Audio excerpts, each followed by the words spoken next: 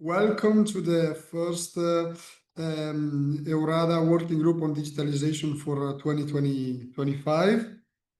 It's a pleasure to see some familiar faces and new faces among the audience interested in this topic and in these EURADA activities.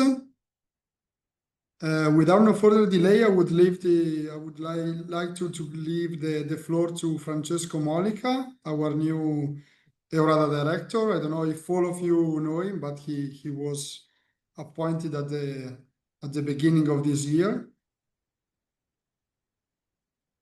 Thank you, Giacomo, and I'm very glad that I can introduce this meeting of the Digitalization Working Group of EURADA. The working group has been dormant, let's use this term, for some time, and we're happy that we can now reactivate it because this issue is extremely topical, as we also and very much very much important for our members, as we shall see indeed today.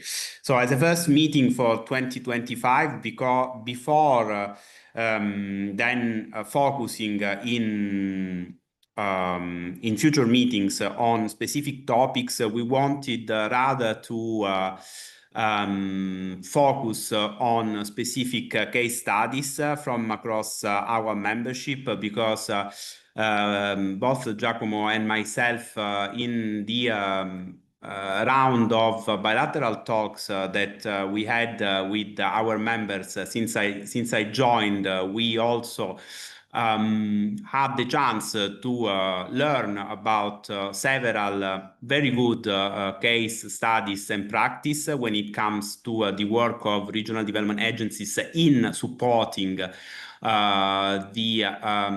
digital sector at local level, and in also supporting the digitalization of local SMEs. Also in sectors that are very much related to emerging technologies, or are anyway very much future-oriented. Therefore, we thought it would be indeed interesting to showcase at least two of these practices within our membership, also as two indeed good examples, two of the many good examples that we have. I would say that the main common thread of today's presentations are indeed one perhaps of the main common threads is indeed the support to startups at local, but also with in the case of Malta, national level. And this again also is very much indeed topical, at least from the Brussels perspective, because as you may know, the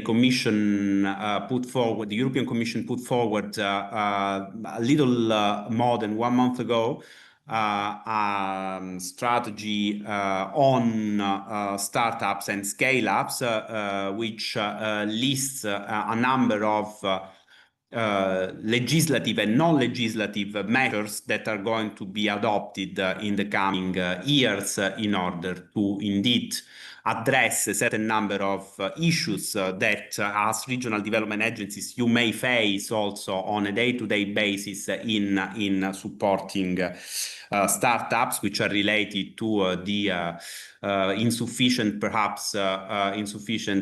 capital or excessive or disproportionate bureaucratic burden, and so on and so forth. And there's also in the strategy also a hint of the importance of place-based support to startups, which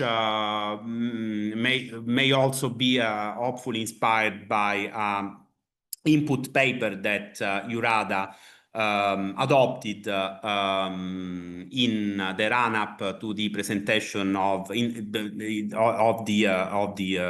strategy, and that was indeed discussed and adopted by our network in order to contribute to this initiative of the European Commission. Today, I'm very happy to welcome with us as speakers and indeed as case studies and practices our members from Simora and from Malta Enterprise. Malta Enterprise is also then joined today by the Malta's European Digital Innovation Hub. So we will have with us Filip Velosevich. I hope I'm pronouncing it well, and sorry if I mispronounce it, who is professional associate for projects writing and implementation at the Simora development agency. And then Greta Camilleri who is EU Research and Policy Coordinator from Malta Enterprise will also present alongside Bernard Montebello, who is the head of Malta's European Digital Innovation Hub. So without further ado, I would like to leave the floor to Filip, who I think can present us the very interesting experience and success story of the SISAC Moslavina County in indeed building a quite important digital hub, especially focusing on the gaming industry. Filip, the floor is yours. Thank you so much, Francesco, and thank you, Rada. Hi, hello everyone. My name is Filip. I'm coming from Simora, which is a regional development agency of Sisak Moslavina County. We are quite a huge region in central part of Croatia. We are existing for almost 20 years. It's going to be our 20th anniversary next year. And very shortly, we are development agency who is working on preparation and implementation of various types of EU-funded projects from different programs for our clients in public and private sector, but also for ourselves. Today, I have the pleasure to present you our gaming story from the very first beginning. So let me just try to share my screen with you. I truly hope you can see it, and hopefully it is full-sized. Not yet full size, but we can see it.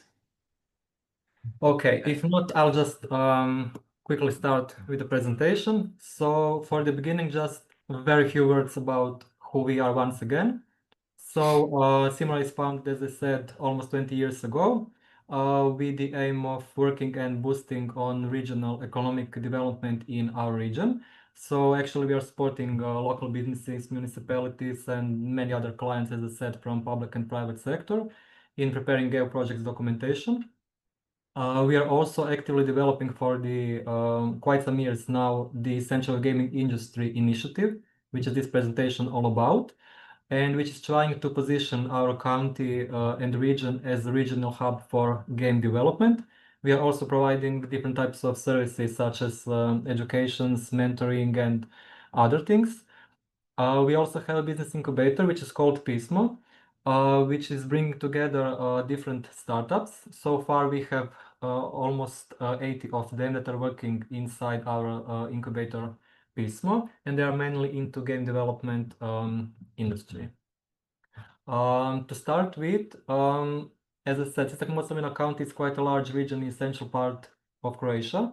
It is historically known for its rich industrial past, but by 2016, our region faced some significant economic and social challenges.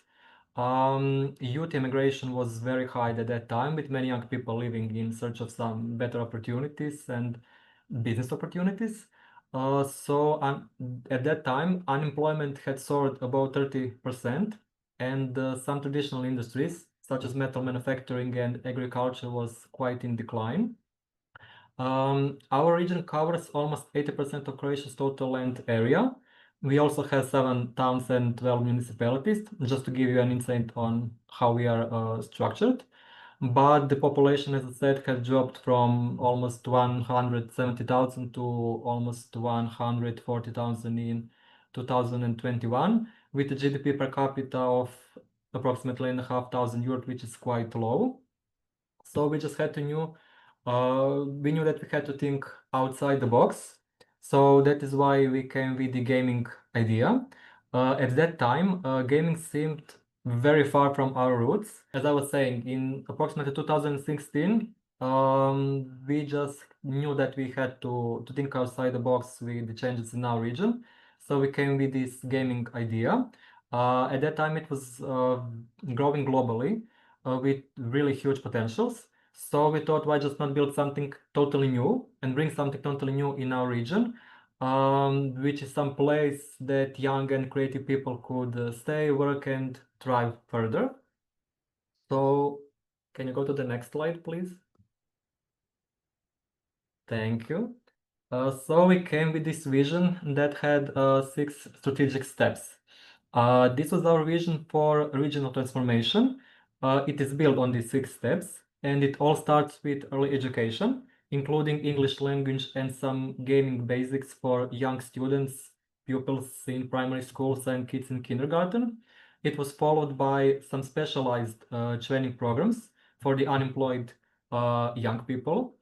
After that, we established a business incubator, which is focused on gaming, game development, and similar.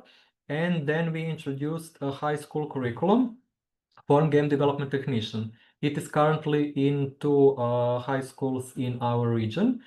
And to support some new talents and get some talent pool in our region, we are helping gaming startups to grow and to connect with some global markets.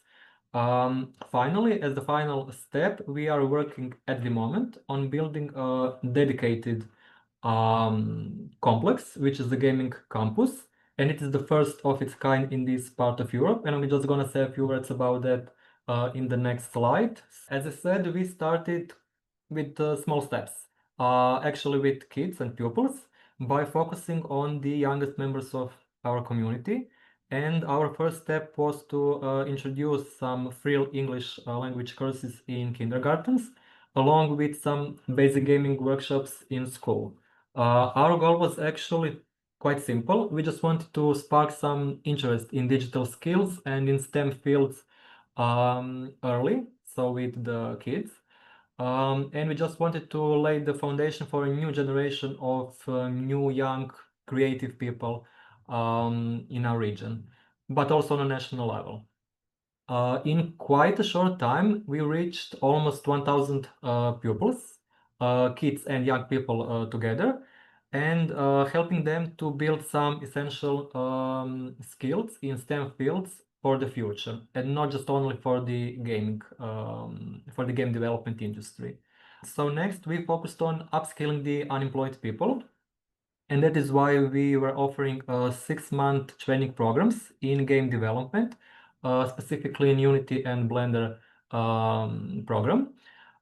Many of those people who attended these educations went on to start their own businesses among our business incubator Pismo.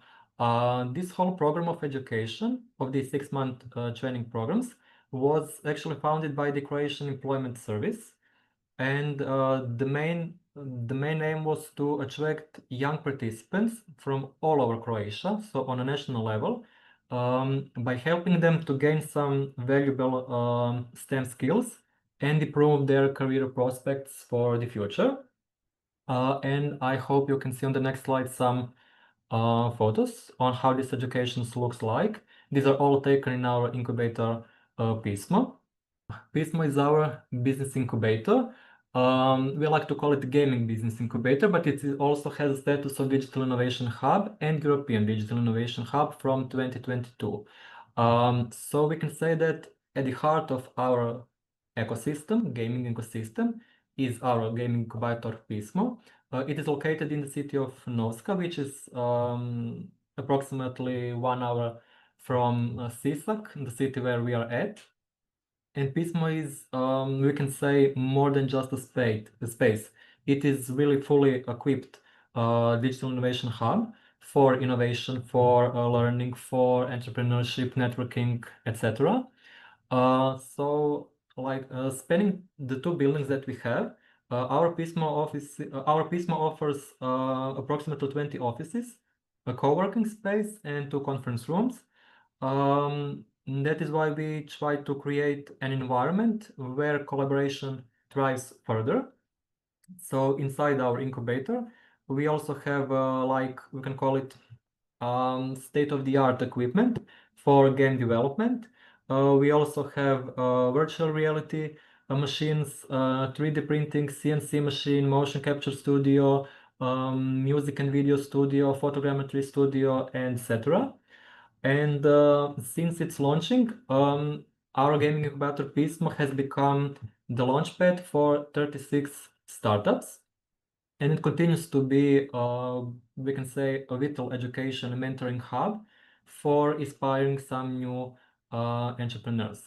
Whether it is developing some new games or testing some VR experiences or, I don't know, building some cutting edge technologies, as we can call it. We think that Pismo is a place where creativity meets opportunity by helping individuals and teams to bring their own visions in real life. I also think that on another slide you can see some pictures from our incubator. Yeah, so those are also our games. Photogrammetry studio, audio and music studio. Yeah, quite a fun machines. Okay, so for the next, we came with this new high school program on game development technicians. We've introduced this, we can call it groundbreaking 4-year high school program.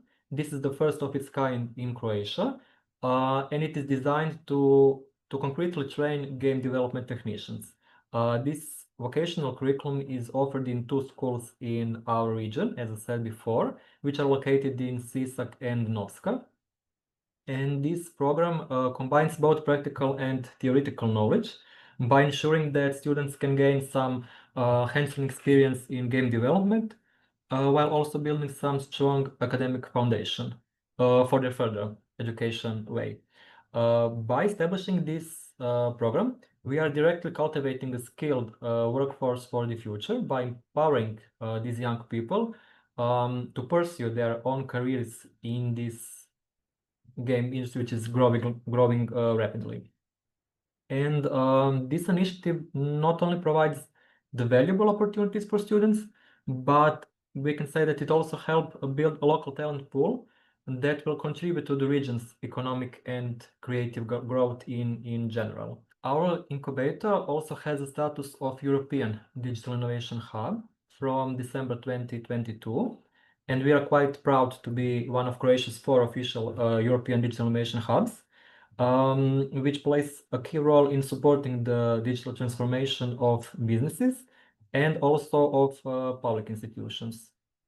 Our European DIH is called AI and Gaming EDIH, and we offer among it free digital skills training and expertises in areas like AI, VR, digital twins, gamification, blockchain, and many more.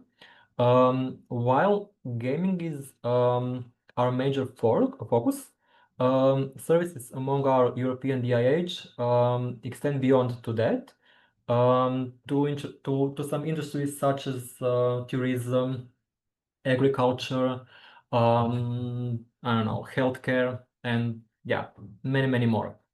Yeah, and I just forgot to mention that with this European DIH, the main goal was to actually help SMEs and public sector organizations in our region by embracing digital technologies.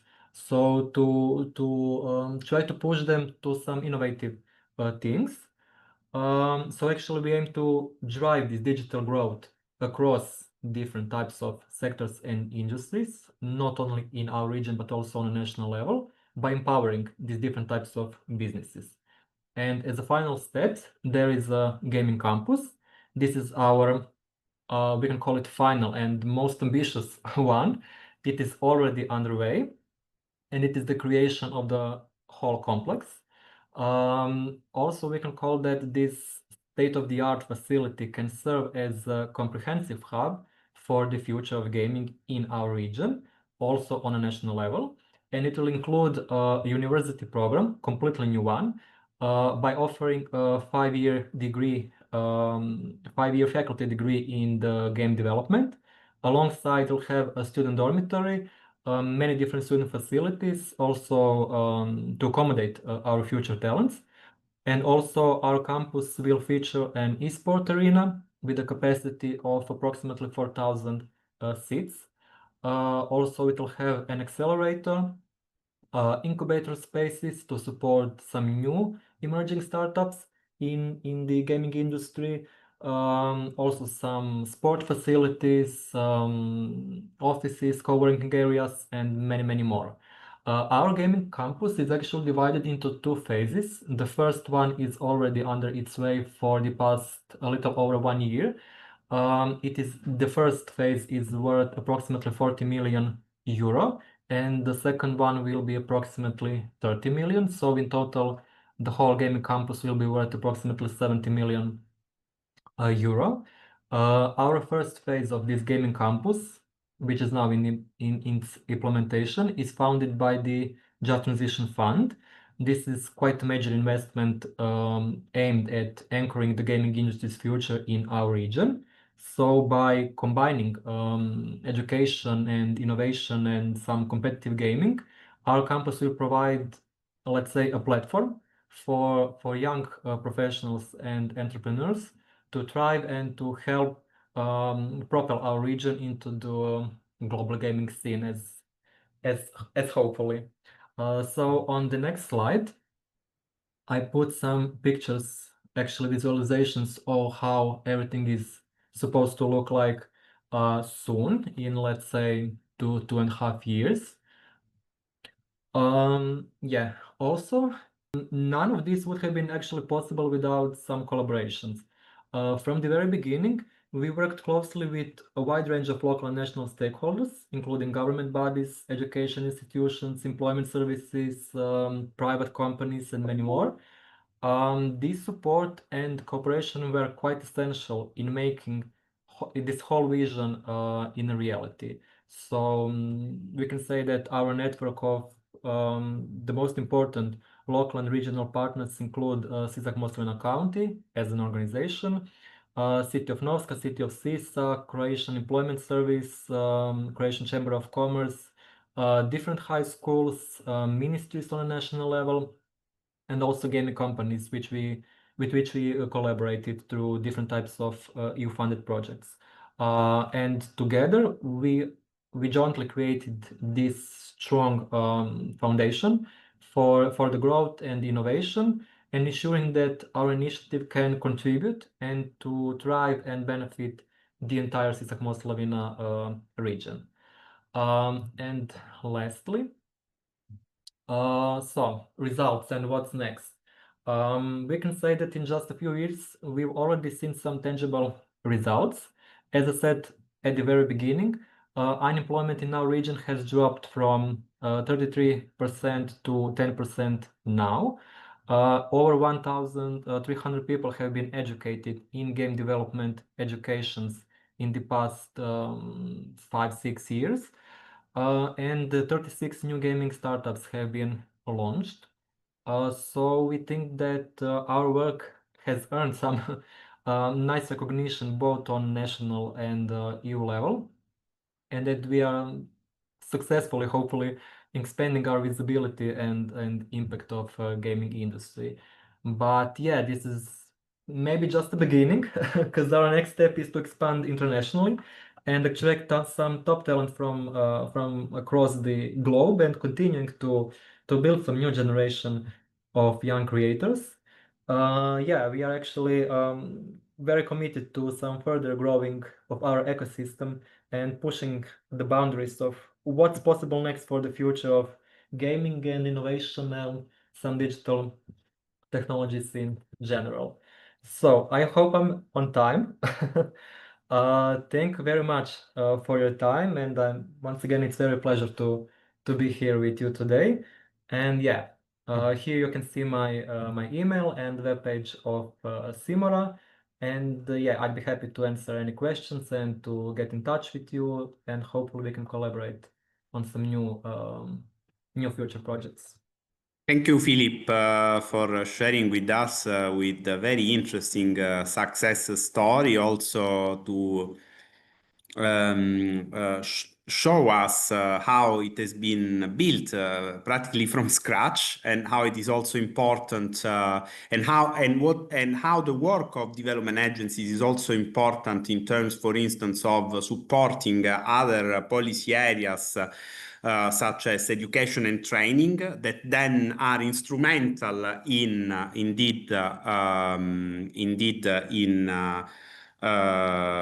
creating or strengthening a specific specialization or developing an innovation, indeed the specialization, such as your case.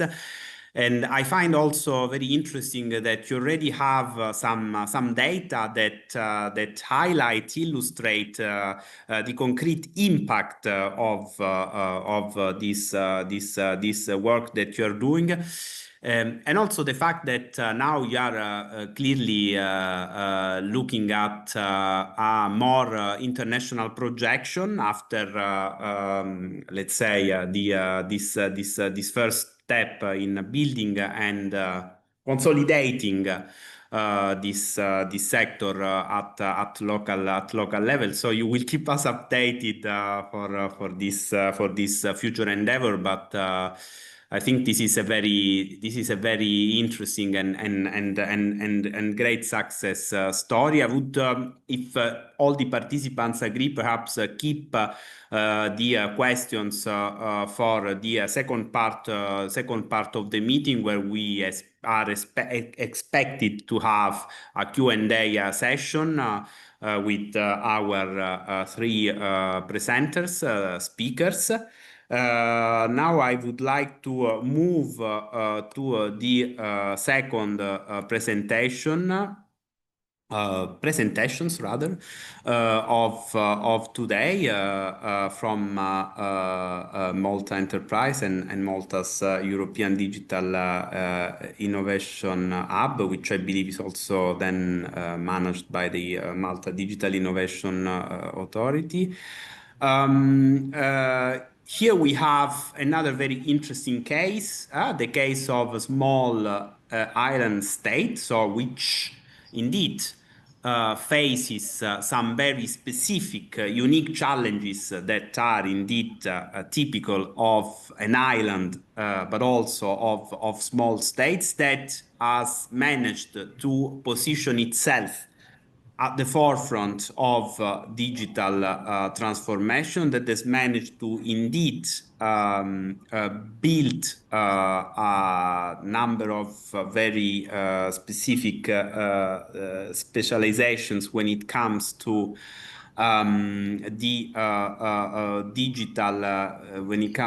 digital sector. And it is a pleasure today to hear from Greta Camilleri and Bernard Montebello how this has been done.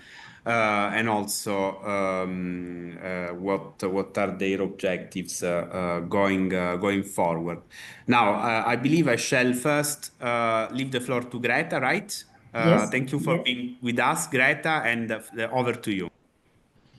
Okay, so thank you very much for, of course, organizing, as always, such interesting events and involving members and giving the opportunity as well for other entities to showcase and highlight what they do and how they contribute to the economic growth and the transformation of the countries.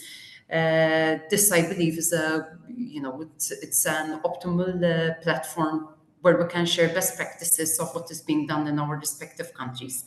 Not to take up a lot of my time from my end, I am engaged at Malta Enterprise, which is the country's main economic development agency. And I will give a little bit of an overview about the economy and the industry of the Maltese archipelago.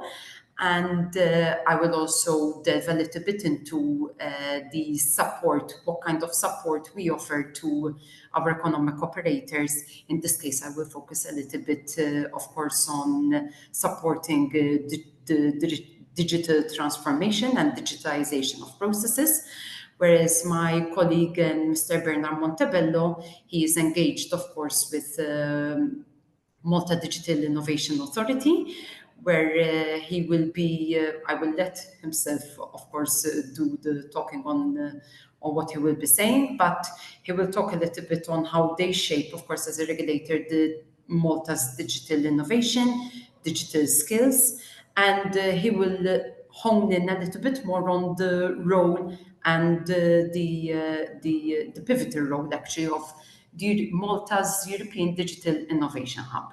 So here it's a bit of basic information. I won't go into a lot of depth into this, but to showcase a little bit why Malta is the way it is, even because of its physical and strategic characteristics. I'm not sure how many people know where Malta exactly is on the map. We are just under Sicily and just above North Africa, and sandwiched as well in between there is the Middle East. And if you go a little bit further, there would be the Tunisia, I believe. It would be Tunisia from North Africa. So we are surrounded by two continents, of course, making us strategically located when it comes to ports, trading, and the hotpot of different cultures where they mix. We have two official languages, which is Maltese and English. Maltese also being the mother tongue of the country, but what helps is having English as the main business language. It facilitates, of course, when we are doing business with companies which are potentially interested, for example, in relocating here, or when we come to attract and retain foreign employees, digital nomads. When it comes to membership, Malta has been a part of the European Union since 2004 and joined the Commonwealth in 1964, and is also a part of the Schengen area. Just to give you as well an idea, Malta is the most densely populated European member state, just averaging a little bit over 500,000. And the land area that incorporates Malta is an archipelago of 3 islands. There's Malta as the main island, Gozo, the sister island, and Comino. And Comino is uninhabited. Gozo and Malta are uninhabited. To put you a little bit into perspective, how small, and of course, that would usually translate into lacking key resources. We gained independence after thousands of years of being colonized by many different nations, countries, empires. We gained independence from the last colony, which were the British in 1964, and eventually we went on to becoming a republic in 1974. A few attractive points, of course, we have on average 100 days of sunshine in the year. We have adopted the the euro currency in 2008, if I'm not mistaken, of course, which facilitates doing business as well. And we are Greenwich Meridian Time +1.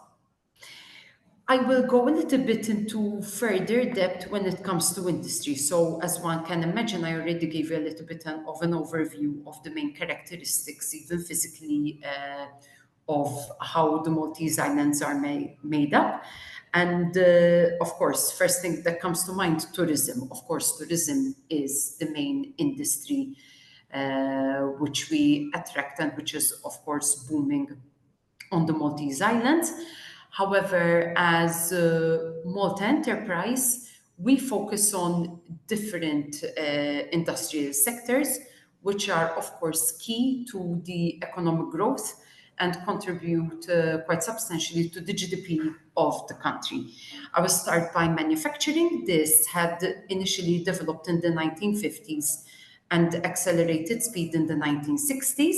Initially, it was characterized by labor-intensive production, but throughout the years, given our smallness, we are quite nimble and we are quite quick to adopt change in strategies and adopt to, of course, changes in what the sector needed. And we shifted in the past years into more a value-added advanced manufacturing sector, which of course promotes continuous innovation in the products and processes we deal with. Manufacturing mainly focuses on the production of automotive components, quite importantly as well as semiconductors, mainly as well catering for the automotive industry as well as communications, and honing in a little bit more into precision engineering.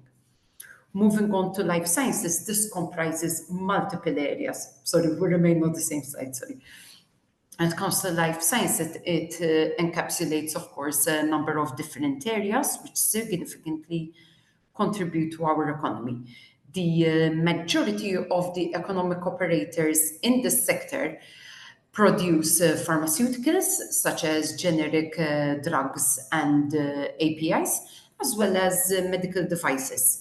Malta Enterprise also helped develop the Malta Life Sciences Park, which is a facility dedicated to improving life sciences, IT development, and it does this by offering space such as laboratories, for example, conference halls and as such, as well as access to financial advice to the businesses operating from the park itself.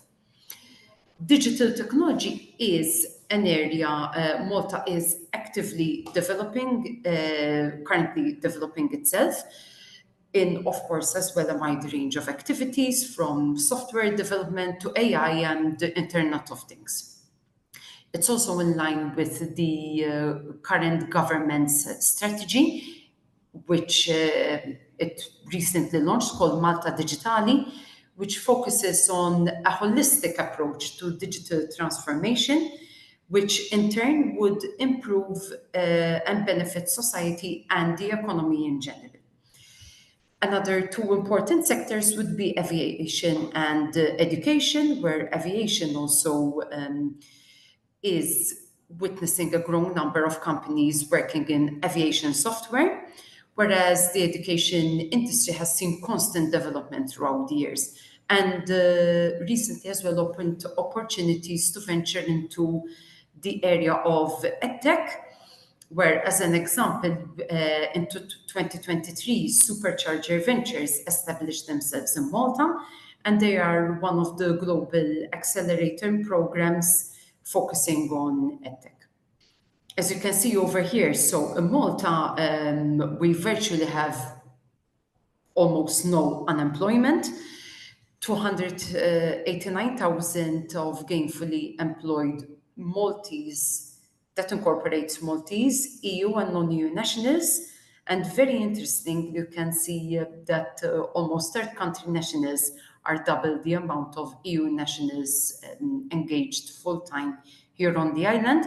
And if you take a total of expats making up the total workforce of the Maltese islands, it adds up to 40% being made of expats. I will quickly explain a little bit the role of Malta Enterprise. It was established back in 2004. It has mainly a two-pronged approach where we focus a lot on attracting FDI, identifying new opportunities in the aforementioned sections, to also identify potential new ones which would make sense, which would be of interest in Malta. And we also offer a number of support measures, which I will highlight, as said, I will touch upon later in the presentation. And we also facilitate the growth of existing operations. So we have a number of relationship managers, and we are constantly in close collaboration and in close touch with the main economic players on the island, which would lead to the next one, making us a strong economic advisor to the government when it comes to economic policy, given the close interactions we have with these players, where we can fully understand the realities and changes they are constantly facing, such as quite recurringly, for example, the lack of necessary skills, which is also a problem around the EU, not just Malta. When it comes to support measures, we offer a vast array, and these would be, for example, coming in the form of financial assistance, fiscal assistance, in the form of advisory services, and also repayable loans. But besides the actual support measures we have close collaboration with a number of entities, even, for example, the banks and financial institutions, where we can assist interested economic players in setting up meetings to further understand their next steps in setting up a business or otherwise growing and expanding or internationalizing themselves. In the slide, we can see these two schemes, business development and startup finance. They are tailored to assist startups and SMEs who are in the process and are ready to expand and innovate their business. The business development assists those businesses that are setting up, expanding, modernizing, and innovating their businesses. One of the, if you would have a project, there are a number of categories under which you may be eligible for assistance under this support measure. One of them would be if you are focusing on re-engineering your business operations and committing to digital transformation of processes. Beneficiaries are expected to achieve higher levels of efficiency by adopting technological solutions. Of the list of eligible costs, the scheme supports the procurement as well of digital technologies such as software solutions and services. Assistance goes up to 300,000, which can be awarded in the form of tax credits or cash grant for supporting relocation of employees, recruitment, and costs of setting up. Startup finance is solely targeted for startups, of course, demonstrating a viable business concept and showing eventual commitment to develop and expand themselves.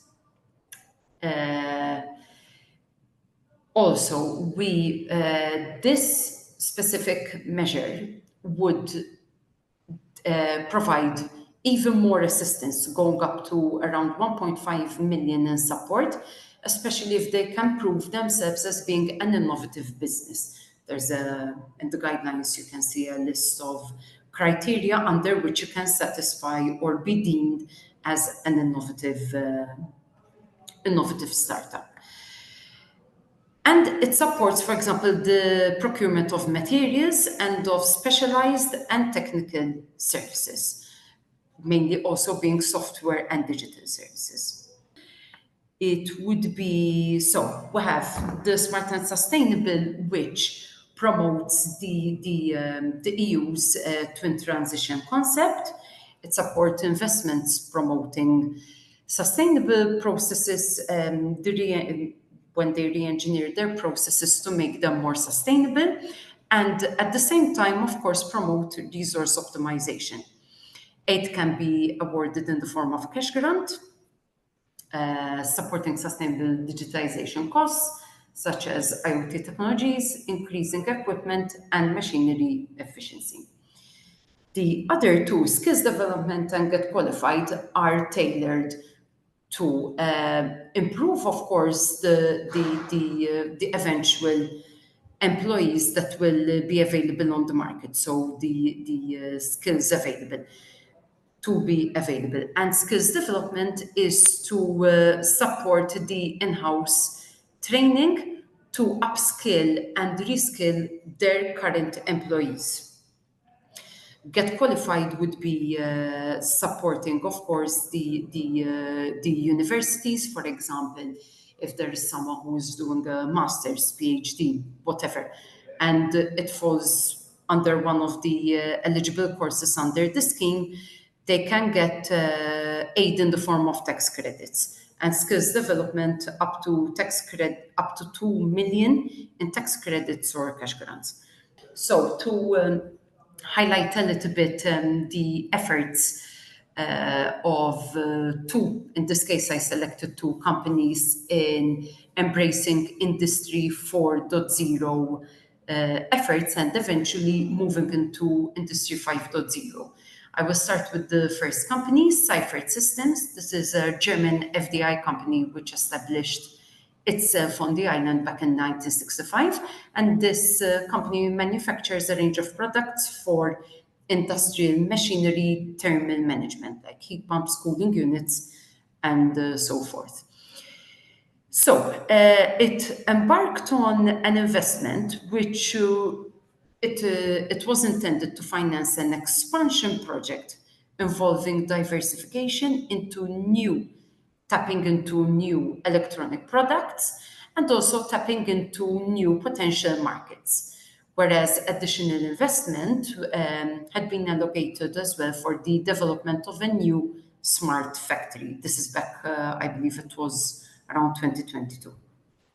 Earlier this year, the government announced it will be assisting 10 research projects, one of them involving innovative smart manufacturing, in collaboration, of course, with the university. There's always academia being involved. In Malta, we have one main public, and yes, it is the main public university, University of Malta, and it is embarking itself on this research project together with Seifert Systems to further develop advanced digital technologies and introduce more automation in their production, leading to Industry 4.0 standards. Moving on to ST Microelectronics, maybe most of you would have heard, of course, of this very important company when it comes to the area of semiconductors, which is quite a hot topic, of course, in the world, but particularly in the EU, where there's the CHIPS Act trying to become more autonomous as a bloc in this area. It commenced its manufacturing activities on the island back in around 1981, and it produces advanced microchip packaging and MEMs to create basically sensors, for example, for automotive applications. Back in 2023, the Commission green-lighted Malta's application under the second call for the IPCEI in semiconductors. The total package of state aid that was approved amounted to around 8 billion. Malta is one of the 14 participating EU member states, and the share it received was of 20 million euro in state aid. This, of course, would would facilitate actually the projects, which would lead to further digital and green transformation through the creation of innovative microelectronics, which would further lead to the development of resource-efficient manufacturing methods. This in turn would then create a spillover effect, leading to the creation of quality jobs with expertise in the much-needed advanced semiconductor technologies. Thank you once again for the opportunity, and let's see if there are any questions at a later stage. Thank you. Bernard, over to you. My name is Bernard. I am the head of the European Digital Innovation Hub, and I am here because obviously Malta Enterprise is part of this group, and our work on digital transformation aligns a lot with what this working group is doing. The Hub MT is the name of the European Digital Innovation Hub. It is part of the Malta Digital Innovation Authority, which is primarily a regulating body. It has multiple things ongoing. So we are, for example, the national strategy of AI for Malta overseers, and we are actioning it until 2030. And part of what MDIA does is, a part of regulating it, also promotes technology. This is where the Hub MT comes in. At the Hub MT, we have those two types of customers. So we have the adopters and the drivers, and we help them grow. Mostly we are focused for startups and SMEs, where practically we take them from an idea to success, and we help them along the way, validate their product, and also push them to grow, both on a national and on international scale. We provide this through market validation, community building. I will be going through in these next slides. We have around 14 services in total, so we provide access to funding opportunities, test before invest. I will go into it later on in this presentation.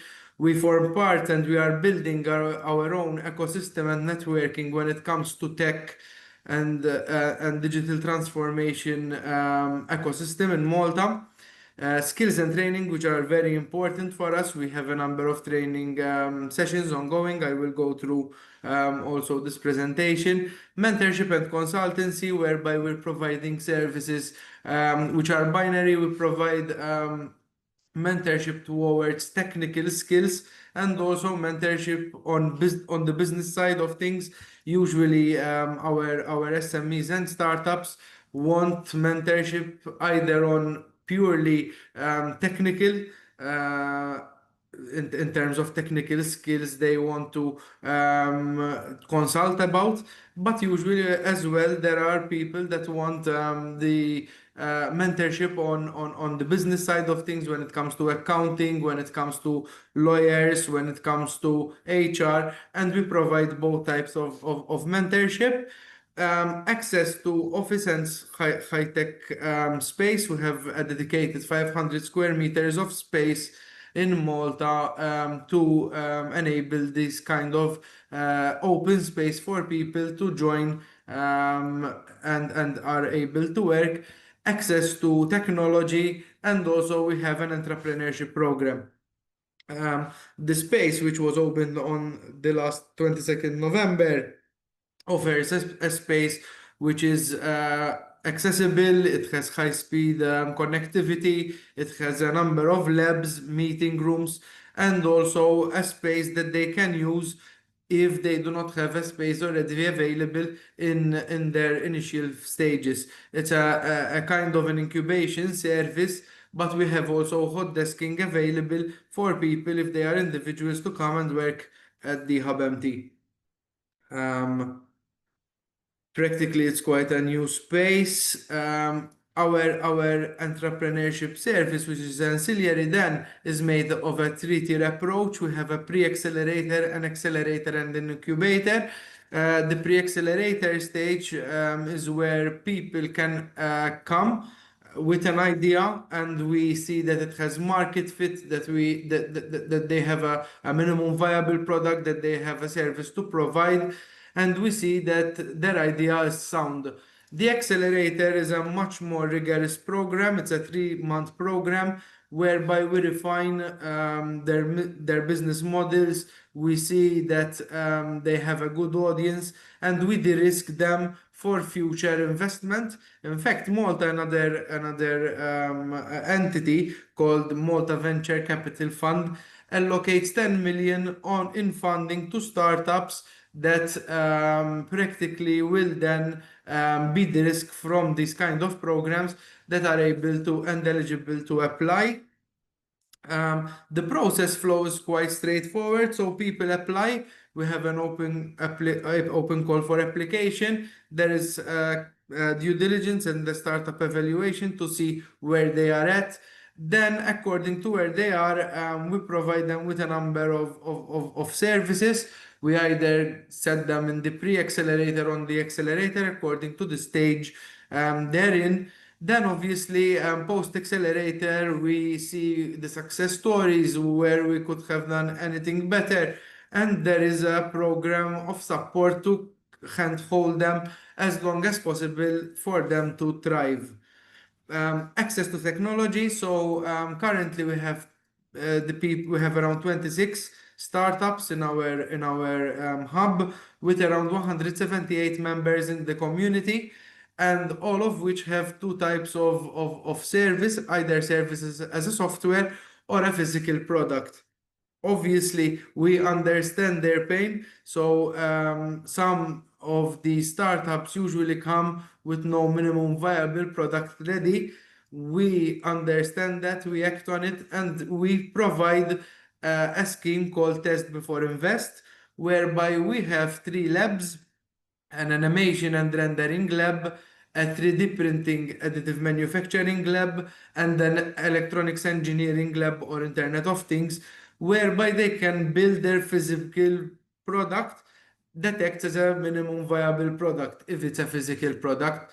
If it's a software as a service, then we provide on-cloud solutions.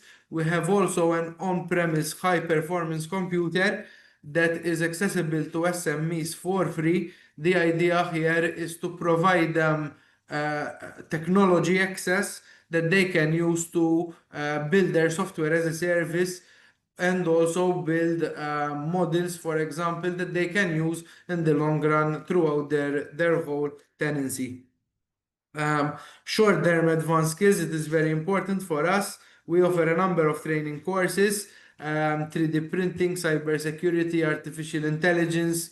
We have on data architecture, metaverse, Internet of Things, and these are usually well granted and targeted to the workforce, and also to startups and SMEs. Currently, we stand around 500 individuals that attended. We're growing it because we have a number of courses that will run from this July up to next December. Then, as part of MDIA, we are also reaching to schools through boot camps and summer schools, etc., that will foster technology at a very young age. Community empowering. So we as an ecosystem, along with a Malta enterprise, have direct collaboration with a number of startups and entities, universities, public entities, industry partners. We have around 40 MOUs that are signed with different entities, both on locally and internationally. So we have also our EDIH partners. We do a lot of events. Monthly, we have over 20 events reaching out to a lot of people. We do events with a number of entities like Microsoft, Oracle, Google, and a number of large entities that are and have offices in Malta. But also we do international events in forms of webinar, whereby they are focused on AI, blockchain, and other practically and other topics that are relevant to the workforce. We usually do consultation sessions to understand really what helps startups and SMEs, and we do these kind of events. We are also partnered with Servizi Ewropej f'Malta and Fondi.eu, whereby we help startups and SMEs gain understanding on how to apply to these kind of funds.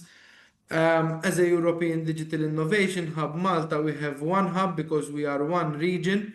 However, we are connected with around 227 other hubs across all the EU.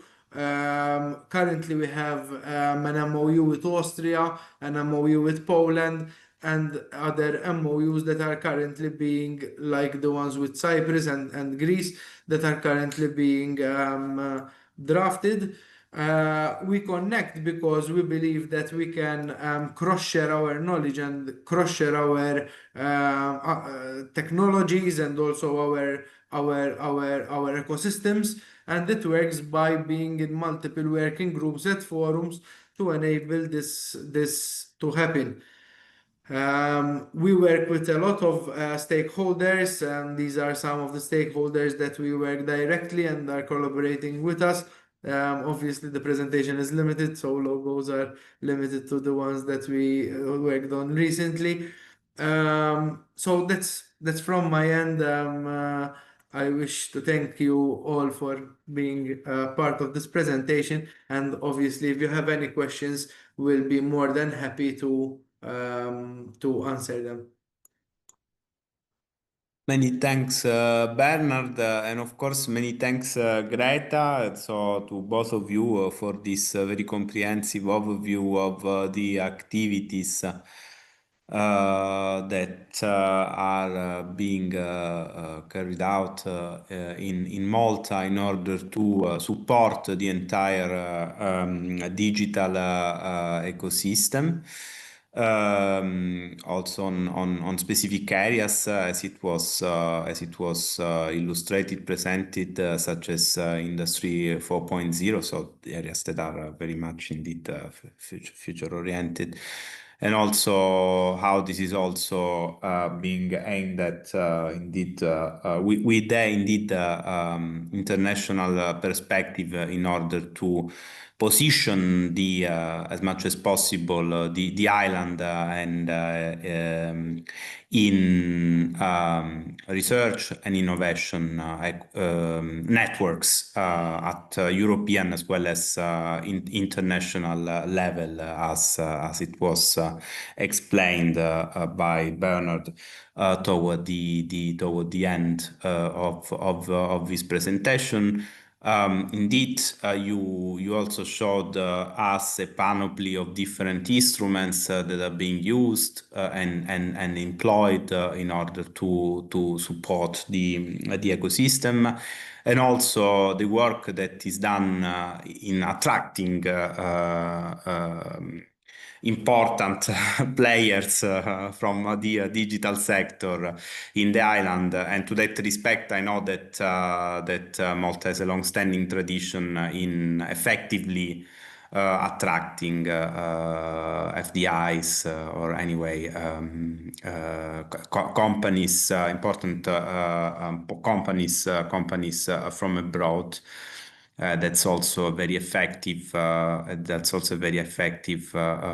Policy approach, and which would also require more discussions and presentations. Now, we are, I believe, slowly moving toward the end of this meeting. I would like to ask the participants whether there are questions that you can either type in the chat or ask directly. I would. Yes, it's Stefano Bonfa. Hello. Can you hear me? Yes. Yes, we do. Thank you very much. My name is Stefano Bonfa, and very interesting the two presentation. And I would like to have some, let's say, clarification from the Malta enterprise. Can you consider the Malta enterprise like a digital cluster? When I mean digital cluster, this means you are involving, beside the let's say, all the technology, also the community. In this context, myself as Oxford Sustainable Development Enterprise, based also in Malta, where we do have the Big Data Institute. And what we try to, let's say, to promote is the idea of data science, and therefore big data innovation hub, because everything is based now on data and artificial intelligence. So does your, let's say, organization support the, let's say, promoting the big data innovation? Because our intention is to link the different digital cluster in the Mediterranean countries, like, for example, Catalonia, Calabria, where I'm just starting promoting, Morocco, through big data, AI, cloud-based infrastructure. What is your position in this context? Thank you. Hi, I will. thank you. Thank you, Stefano. I will try to collect one or two more questions, and then we'll leave the floor to the presenters, just for the sake of No maybe problem. Giacomo. Yes, I have a couple of curiosity more than question. One for Philippe and one for Bernard. No, so Philippe, you mentioned this creativity means opportunity. Lovely statement. You also pointed out that your European Digital Innovation Hub has lots of connection with local and regional partners, and you concluded by mentioning that the goal is that you would like to expand internationally, to get more European visibility. In this sense, since EURADA is a community of regional practitioners coming across 15 countries of Europe and so on, and many more than 50 members, I was wondering if you are already sharing synergies, cooperation with other development agencies, or if you are a unique unicorn in the gaming industry in the North Adriatic area. This is my curiosity. And the one for Bernard is that you mentioned that you have like programs on advanced digital skills and training, no? And you mentioned artificial intelligence among one of those. During Agorada, our main annual event, we had an interesting panel discussion on how artificial intelligence can be used by local entrepreneurs, no, to scale up. And I would like to understand maybe in what consists your maybe training in this topic, and see if there are synergies to potentially cooperate with other groups. I'd suggest that Greta perhaps speaks first, right? Then Bernard, and then Philip, to address the different questions. Okay, so from my end, thank you. I believe it was Mr. Bonfan that asked the question. Very interesting. As I explained as well, so first of all, Malta is the main economic development agency. And of course, one of the top priorities in line with the government priorities is to promote the growth and the establishment of digital industries and the digital clusters, innovation clusters, including those probably eventually that will also focus on big data. Why not? They also recognize the potential, of course, through the economic growth that it can generate, and the competitive advantage it could present to us. As Malta Enterprise, we do aim to position our island to become a leading hub for digital innovation.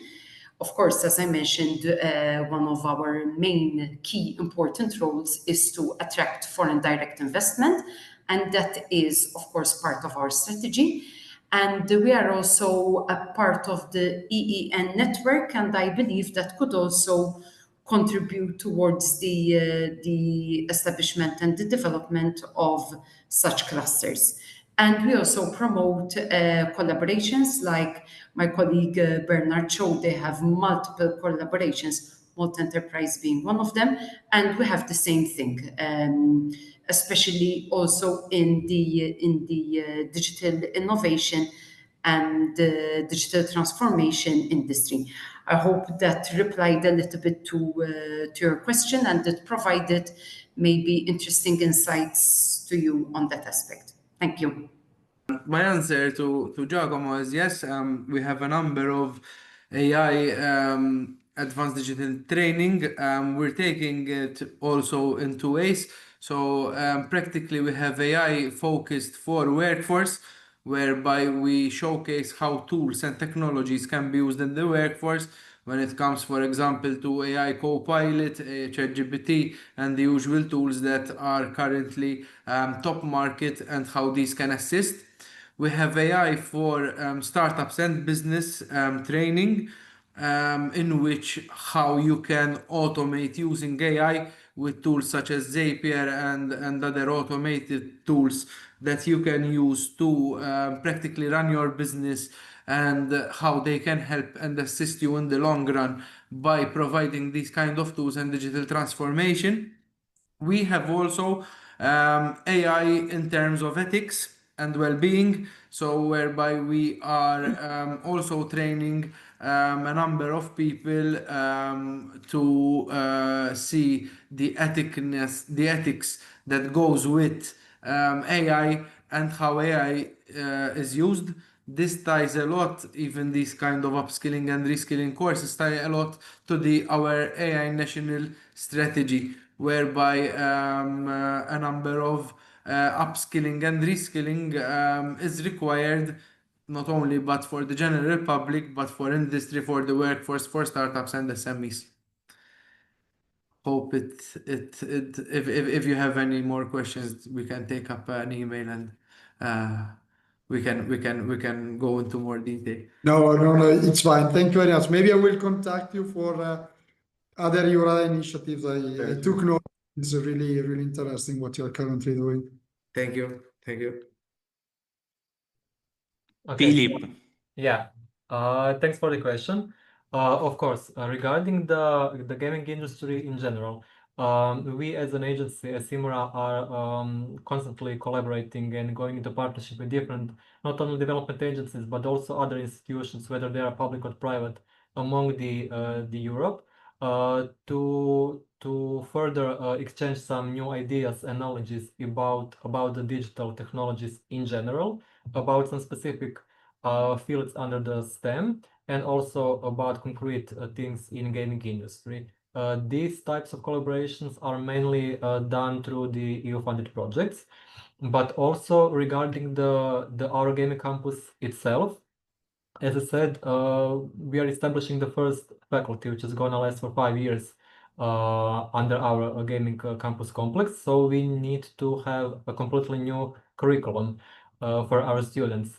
For that part, we are cooperating and trying to further develop cooperation with different high-level educational institutions among Europe to get some insights, information, and ideas on how to make this curriculum as best as possible, and also as attractive as possible, because we need to get almost 80 students for the first year when the faculty will be completely done. So yes, we are constantly open for different types of cooperations and partnership, whether it is through some EU-funded project, through different EU programs, whether it is some another possibility to cooperate.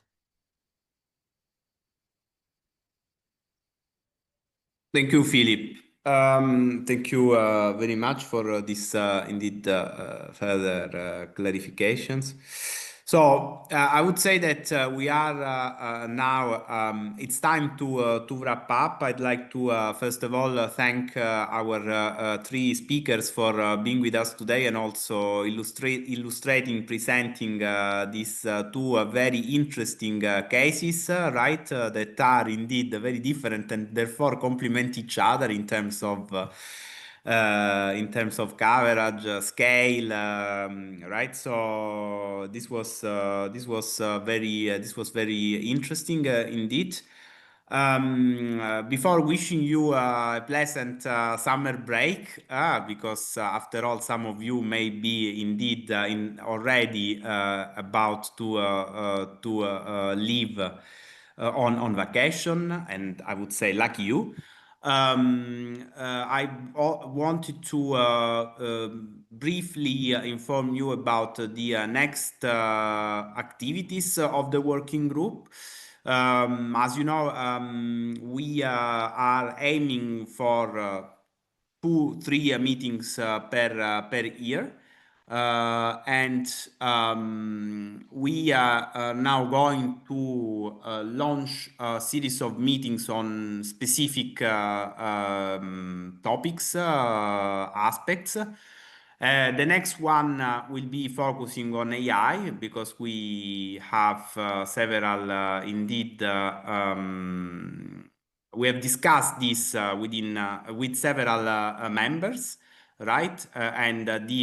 This team can be approached from different angles and perspectives. It is becoming increasingly important, and it is also important to discuss what are the multiple implications in terms of regional development of the emergence of this technology, which is very transformative, as you know, and also considered as a general purpose technology by many people. So you will hear from us soon, after the summer, I would say, about the next meeting. This is it. So thanks to you, thanks to Giacomo and Miriam for preparing the organization of this meeting. And I hope to see you soon in other context meetings or fora. Thank you to all. Thank you. Thank you so much. Thank you. for joining us. See you. Have a nice summer. Bye bye. Thank you. Bye. Bye. Thank you. Bye bye.